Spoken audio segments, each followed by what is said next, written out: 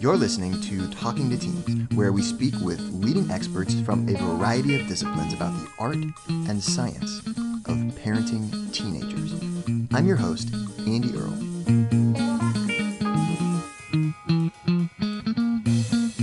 We're here today with Fiona Murden to talk about social influence, mirroring, and role modeling. Fiona is a psychologist, author, and public speaker.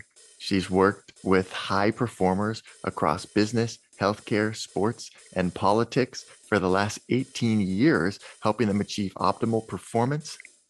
Her first book, Defining You, was the category winner in the Business Book of the Year in the UK and silver winner at Axion Business Book Awards in the US. And her new book is Mere Thinking: How Role Models Make Us Human.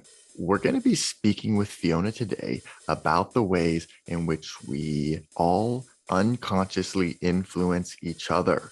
We're going to talk about the neuroscience of how parents influence teenagers, how siblings influence each other, how teachers and peers all influence our teenagers. And we're going to see that the data shows there are some surprising trends in the way these types of influence take place. One of the big themes that we're going to cover today is how much of this influence takes place on an unconscious level, and bringing those things into conscious awareness so that we can have a full conversation about what's going on and make sure that our teenagers are receiving the right messages. Really excited to talk about all of that and a whole lot more. Fiona, thank you so much for coming on the show today.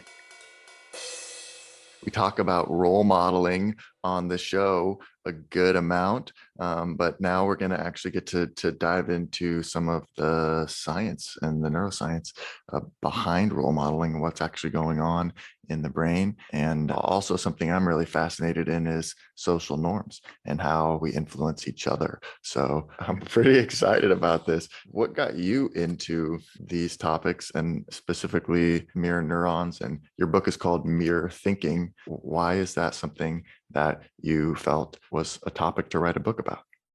Well, I've worked as a psychologist for 20 plus years, and predominantly in organizational settings.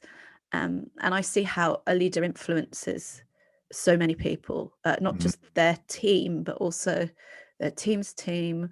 And it can be up to thousands of people that they're impacting in terms of their own behavior, setting the tone of a culture, through to values, through to even micro sort of points of behavior and norms. And that is clearly happening through some sort of brain mechanism. And I was interested, what is that?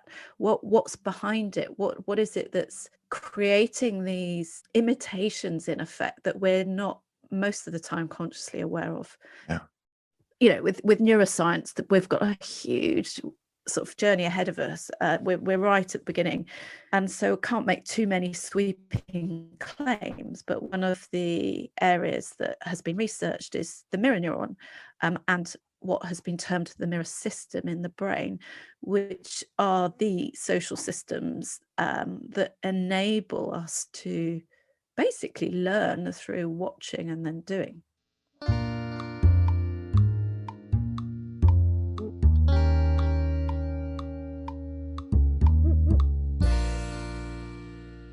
You have a story in the book about moving when you were 13 years old, moving to a different part of the country and changing schools, and how you then sort of changed yourself to adapt in the new environment, or to fit in with kids in the new setting. It's embarrassing because I always forget I've written things about myself in the books, and then they come up and I think, oh, yes, I wrote that. I did write that. I think I was hyper vigilant about social nuances because my parents split up when I was 7. So I think when you're in a slightly disjointed family, you're often tuning in to all the social and emotional cues to work out how to behave as a child. And so I think I was hyper vigilant already of those cues. And I moved to a school where I'd been at a school where I'd been quite studious, and it had been the thing to do was to be studious, and I worked hard, Right. I was in the sports teams, and I moved to this school where it really wasn't the thing to do to be studious, and you really didn't fit in if you worked hard, or if you were good at sport. And so I changed the way I behaved. Mm. You can look at yourself and you can look at people you know, with psychology, with any science, well, not with any science, I think, but particularly with behavior and psychology. You're looking at, how did I experience that? How are my kids experiencing that? But then Yeah. you look at it through the lens of science as well and try and put it all together. You also talk a little bit in the book about what happens when we don't have anybody to model, and how there are stories of children didn't have influences from other people. Like this one girl that I thought was really interesting, Oxana, Yeah. who was born in a small village in Ukraine and ended up sort of being, I guess, raised by Yeah, it's a dogs. really sad Um, story because what's been pieced together since is that she was the child of alcoholic parents who had apparently left her outside one night when she was, I think, about 2 years old.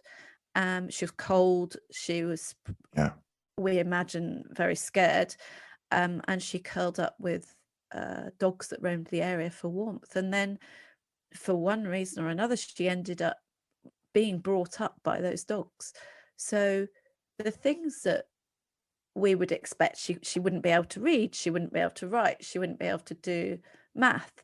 But the things that we don't necessarily think about so much, the things we take for granted, are all the social skills and the emotional skills, is being able to understand what someone else is thinking and predict someone else's behavior, being able to read someone else's emotions, being able to talk. All those things were lacking when she was found. I think she was 9 when she was found. And whilst she's grown up to be an adult who is functioning, she's not a normally functioning adult, because it's such a pertinent age where we need those inputs and influences and that security and attachment in order to be able to develop effectively.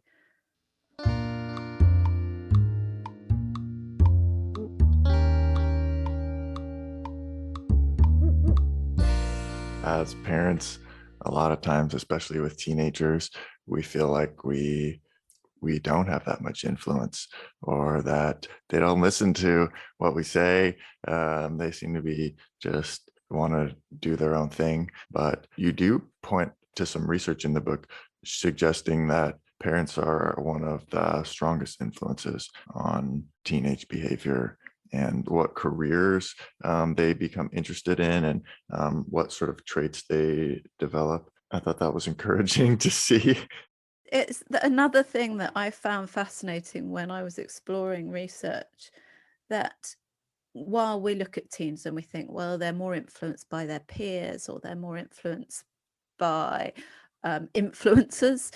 Yeah, yeah. People they follow on Instagram. Yeah, but when teenagers are asked in all sorts of different parts of the world, not just in the States or in the UK, teenagers will put their parents as their primary role models. Mm, And what that means in particular through the teenage years is we very much imitate and take on our parents' values. yeah, So whilst might be influenced by wearing something different or talking a different way, if our friends do as a teenager, our core values will be most strongly influenced by our parents and will remain quite steady. And if you think about that, that continues throughout life.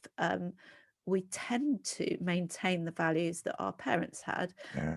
unless we have significant life events that cause us to reassess those or change them. Another aspect of that is how exactly that influence takes place. And it appears from the research that it does really matter what you do, and what you say is important, but really your behavior is also really critical. Yeah, I mean, it's that saying, "Do as I say, not as I do." It doesn't work Right. really. And I mean, we've got a prime example with our Prime Minister in the UK at the moment. I don't know if you've heard of that, but he's off doing one thing and expecting everyone else to do the other.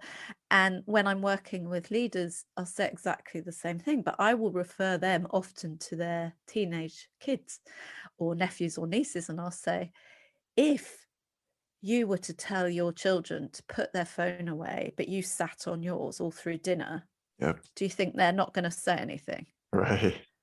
It's, of course they are. They're going to say, well, why should I put my phone away? Because you've got your phone out. Yep. And that's conscious, but a lot of these behaviors and nuances are passed on unconsciously. And as a parent, we can't be perfect. There's no way we can be perfect because we're human. And so it's not a case of saying we have to role model perfection, but being conscious of when we're not role modeling perfection. That's the important thing, and Mm. calling it out. So for example, on Friday, I don't lose my temper with anyone really very often, but I just got pushed that little bit over the edge on Friday with my teenage daughter. Uh-oh. Yeah, and I said no to something that she wanted to do, Yeah. and then she got grumpy and I started banging around, and she shouted at me and said, "Stop banging things." And I turned around and said, "You do not speak to me like that." And you know, we fell out. And Yep. I had to cool down from that, but I knew that I had to go and apologize and say, "I'm sorry I shouted at you," Mm. because it wasn't the appropriate behavior on my part. What I was saying remained true, but my behavior wasn't appropriate. It wasn't correct. It wasn't what I should have been doing. Now, she Yeah. probably hasn't really thought much about it. She was still annoyed with me, but making it explicit creates a different mental map for the child, for the teenager, than if you don't make it explicit. If you just Mhm. leave something like that, then that becomes part of their mental map of what's normal, what's expected from you. But then also they will, without intentionally meaning to, at some point mirror that behavior themselves. And it colors their mental model for how to interact with people and what's okay in dealing with other people. Yeah, absolutely. I think it's being explicit. And then there's the other aspect I call is Mm. counter mirroring. When I work with leaders, I do these in-depth psychological profiles. They're 4 hours and we go back to teenage years. And what I've found interesting is the counter mirroring is often more powerful than the mirroring because it's so conscious, and this Yeah. conscious aspect amplifies things. So if you see your parents doing something and you think, oh my goodness, I don't want to be like that, there's no way I'm going to be like that. I never want to end up like that. So there's two outcomes to that. One, you go completely opposite, or two, you end up doing it and hating yourself because you're, oh, I thought I'd never do this, but I'm doing it. Yeah. But that choice to deliberately move away from the way a parent behaves or the way a parent does something can be really strong, Yeah. and can really stick. And it comes back to the original point there, that's it's about whether it's conscious or unconscious. When something's conscious or explicit, it makes it far more powerful. And thus, so there's both ways that could happen. Either that the parent makes it explicit and says, "Hey, I just want to talk about what just happened yesterday," and has a conversation about it, or that the teenager starts to make it explicit and realize, "Hey, I never want to end up that way," or "I don't. That's not how I want to be in my life, or the way that I relate to other people," and decides to try to do the opposite. Absolutely.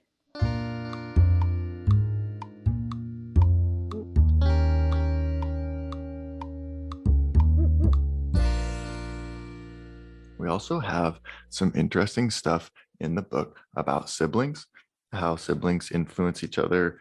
And I found some really interesting data in here about how siblings influence each other into risky behaviors, often smoking and drinking and things, or even like when one sibling gets pregnant, teenage pregnancies, then that can affect the other sibling, is more likely to repeat the same pattern when they reach that same age, or even after a sibling leaves the home, they could still be having this same type of influence on the sibling who is still in the home.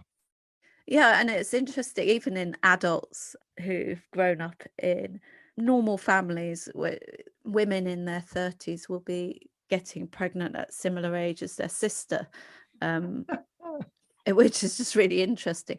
But I think the core point here is the impact that siblings have on us is often overlooked. Yeah, right.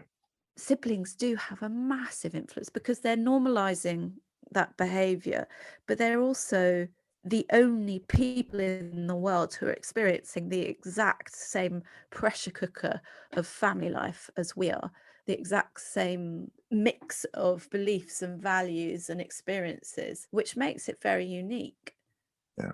It's also interesting how uncles and aunts and cousins, particularly in marginalized teens, can have quite a strong influence. And that can be both negative in terms of normalizing violence or substance abuse, but it can also be very positive when children or teenagers see pro-social behavior, so behavior that's enabling others and helping others, which is really, I think, quite heartwarming when you see it that way.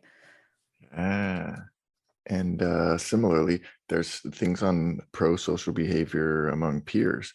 You talk about some research in here showing that 12 to 16-year-olds were more pro-social when doing so was approved of by their peers. And 12 to 15-year-olds were more likely to volunteer or help people in their community if they believed other pupils in their school were doing the same. This use of mirror thinking is known as imitative altruism.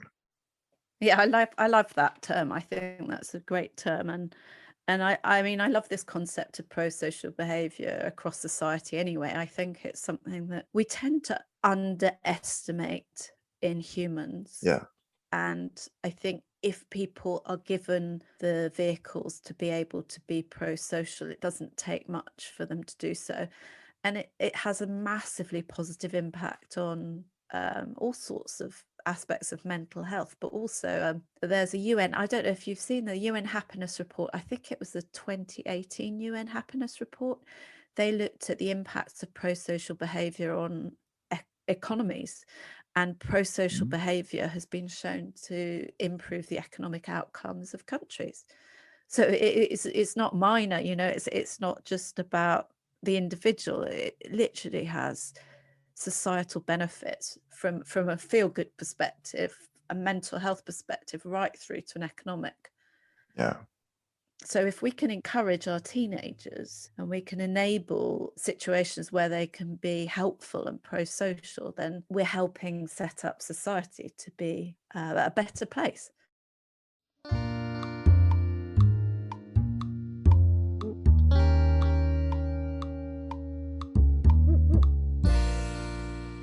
Talk to me about this study I found really interesting with male skateboarders. And they were supposed to choose one easy trick and one difficult trick. And they did them 10 times, being filmed by a male researcher.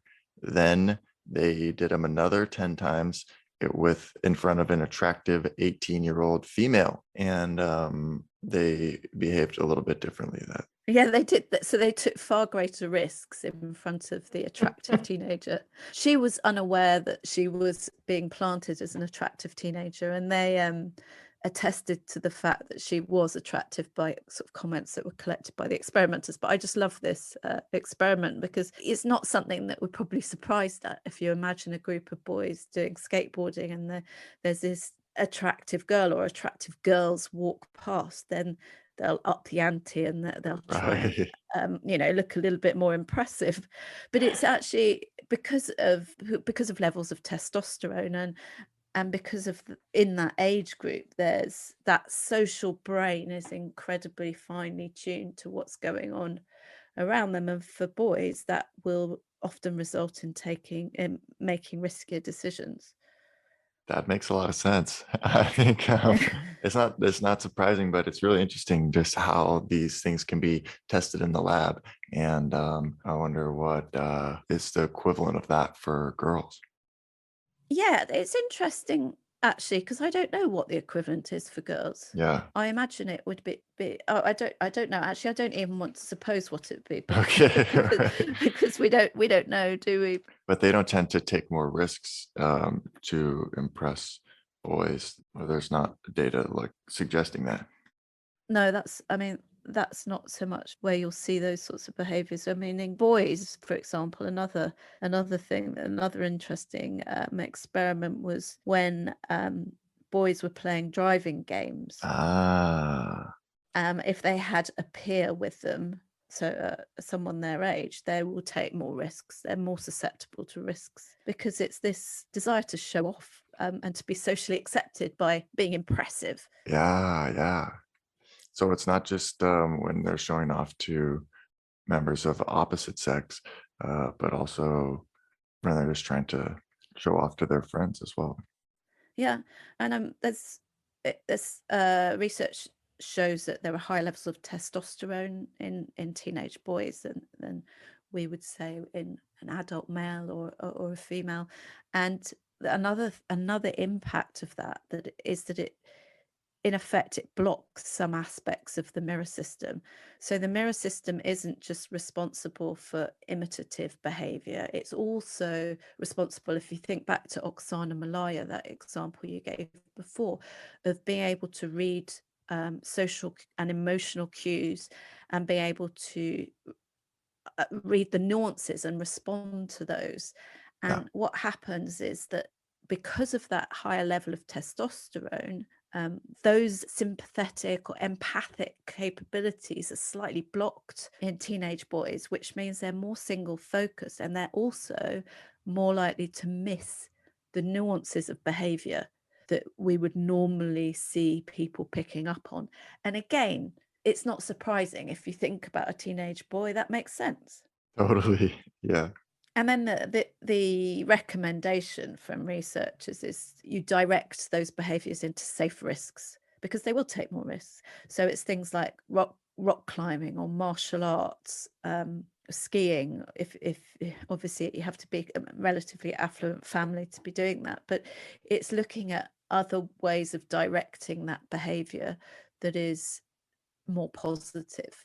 Right. So it's not about, hey, don't take risks, don't do risky things, No. but about understanding that they're going to want to take risks and thinking about how you can channel that in a more productive way. Yeah, absolutely.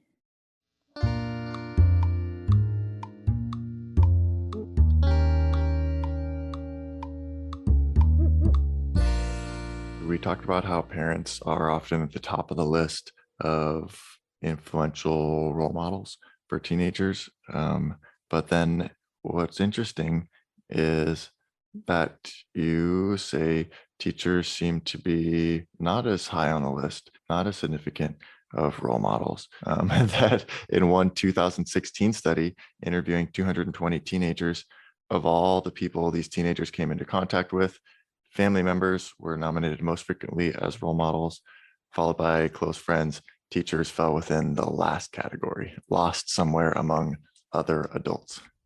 Yeah. Ouch. Yes. Big ouch. Big ouch. On the one hand, I was very surprised to see this, but on the other, from my anecdotal evidence of having profiled literally hundreds of people, it doesn't surprise me Yeah. because it's actually very rare that someone mentions a teacher. The thing I would say though is when a teacher does have an impact, it can be enormous. It can be life changing. Wow. Yeah. I don't think it's to say, oh yeah, teachers, yeah, doesn't matter what you do, no one's going to listen to you.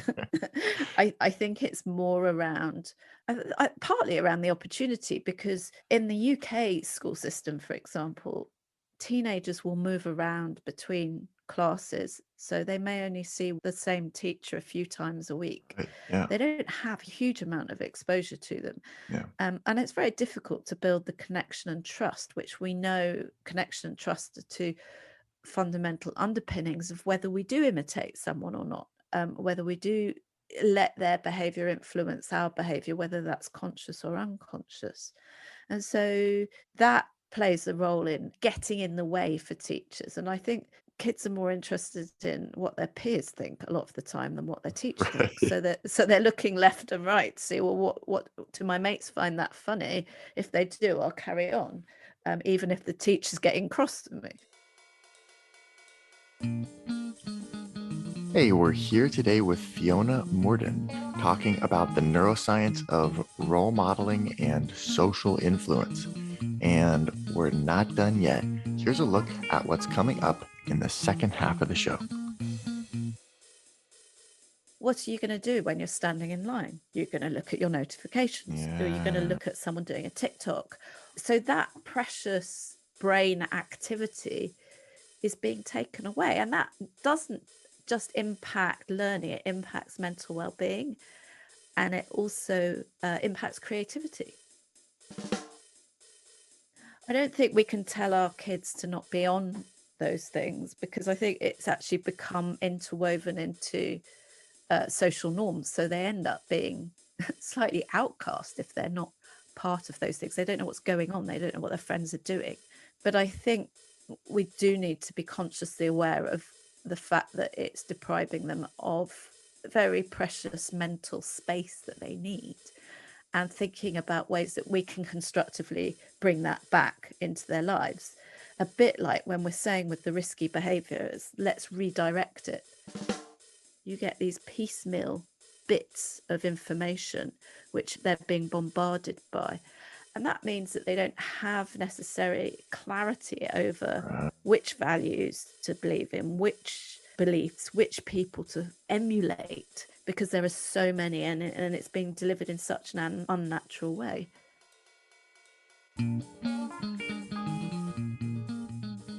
Want to hear the full interview? Sign up for a subscription today. You get access to all the interviews I've conducted, as well as new episodes weeks before the general public. It's completely affordable, and your subscription helps support the work we do here at Talking to Teens. Thanks for listening. I'll see you next time.